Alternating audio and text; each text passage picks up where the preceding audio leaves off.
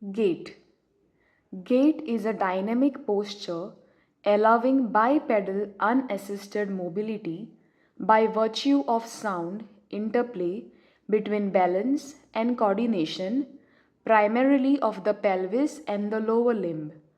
Gait involves complex neuromuscular coordination of the lumbar spine, the pelvis, hips, and the structures distal to them. Any dysfunction in the lower limb becomes observable during gait. Walking.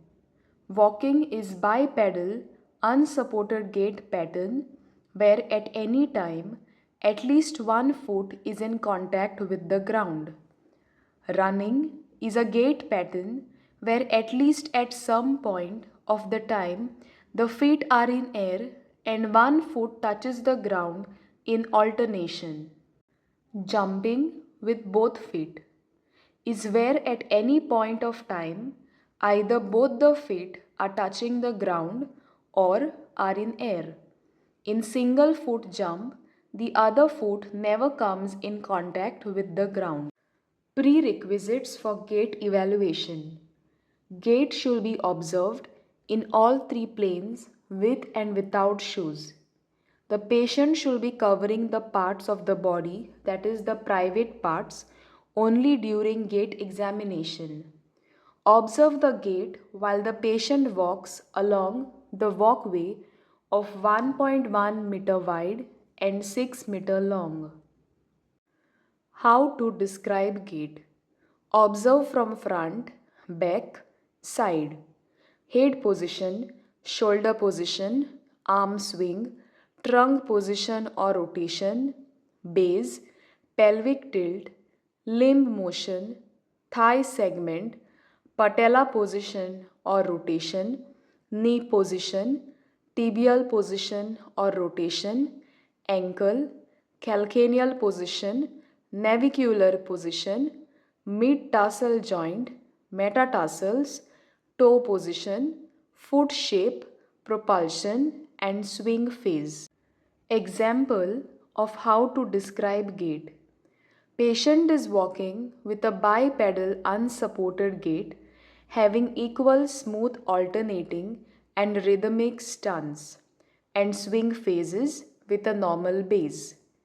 Patient walks with a steady head in coronal plane, centered over the shoulders. The shoulders are at same height. There is no trunk sway or trunk rotation.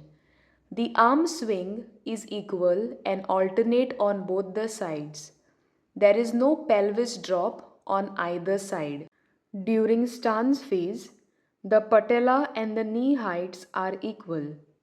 The foot on both the sides maintain its arch and the stance phase progresses smoothly through heel strike, foot flat, mid stance, heel off and toe off. Cadence. Cadence is the number of steps taken in 1 minute.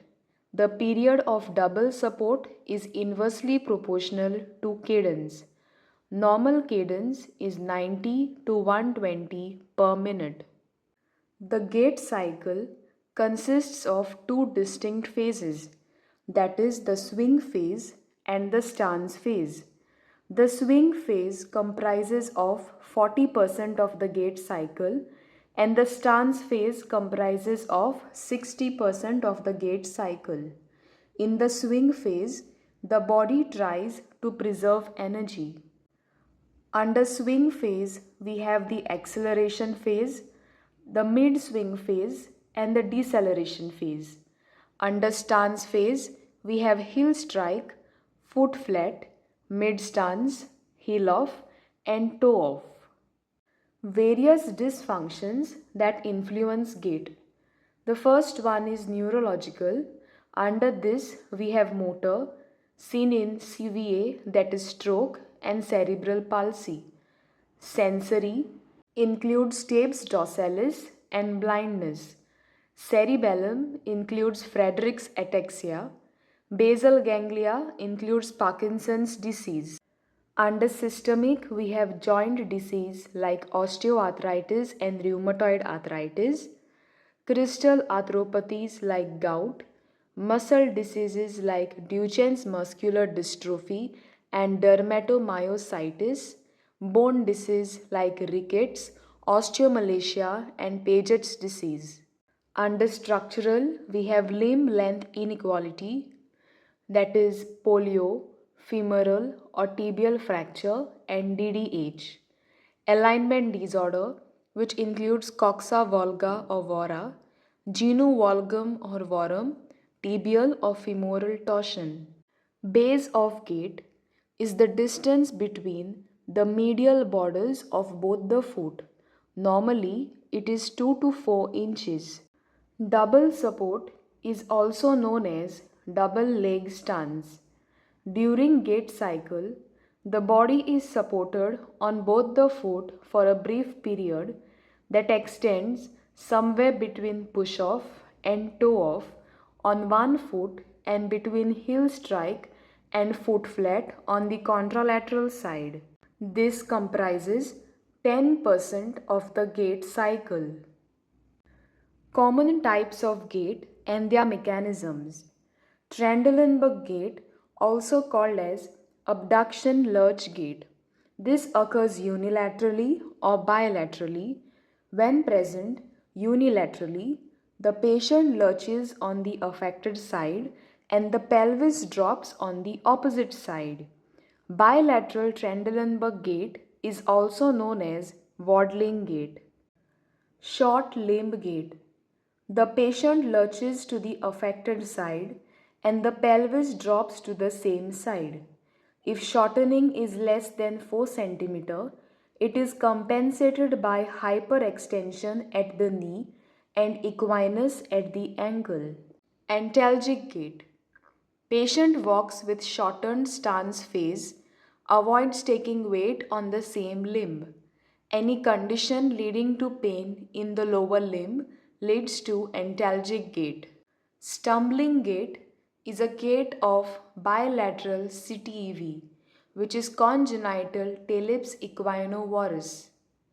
Duck walk gait, also called as waddling gait, is a wide base gait with increased lumbar lordosis. It is seen in pregnancy, osteomalacia, and myopathies. Knock knee gait. While walking, the knees point to each other and cross each other and the feet are kept apart. Typical in-toeing gait, except the position of the knees on flexion, are crossed or near to each other. Quadriceps gait, also called as hand to knee gait. Patient walks by supporting his knee with his hand during extension to weight bearing. This is done to stabilize the knee. The patient does this action externally or by putting his hand. Extension lurch gait, also called as gluteus maximus gait. The patient lurches backwards while walking. Stiff hip gait. Patient walks by moving his whole pelvis along with the affected side. There is no or minimal movement at the affected hip. Stiff knee gait. Patient lifts his pelvis during the swing phase of the gait cycle to get the ground clearance. High stepping gait, also called as the Russian march gait. It is seen in foot drop. Patient lifts the affected limb higher and puts the forefoot first over the ground while entering into stance phase. Remember, normal gait cycle starts with heel strike. Scissoring gait.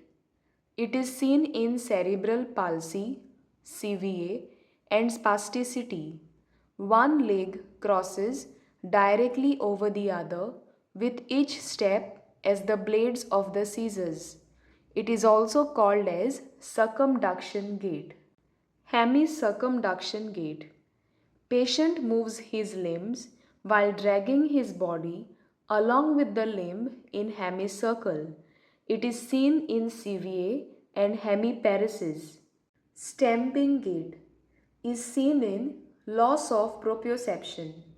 The patient walks as he has no idea where the foot is leading to thumping noise over the ground due to sudden striking of the feet. The pattern can be imagined as descending the stairs in complete darkness. Fascinating gait, also called as short shuffling gait. There is difficulty in starting and stopping the gait cycle with forward stooping posture and short steps. This is usually seen in Parkinsonism. Charlie Chaplin gait. The Charlie Chaplin gait is seen in alkaptonuria, external rotation deformity of tibia, and flat feet with valgus deformity of the ankle. Drunkard's gait, also called as reeling gait. Patient has wide base gait, swings to each side with tendency to fall with every step. It is seen in cerebellar lesions or alcohol poisoning. Hysterical gait, also called as helicopod gait. Patient walks in bizarre fashion with a tendency to fall on every step. It is seen in females. Typically, patient does not fall or fall in safer position and places, hence they are never hurt. Calcaneus gait. Patient has broad heel due to malunion of the calcaneum fracture. The patient has no calcaneal pickup and push-off due to weakness of triceps surae. Patient walks with tendency to rotating the foot outwards and genu recurvatum. In-toeing gait is seen in club fit, metatarsus varus, medial tibial torsion, genu valgum, femoral intorsion and acetabular dysplasia. Peg leg gait is seen in congenital vertical talus.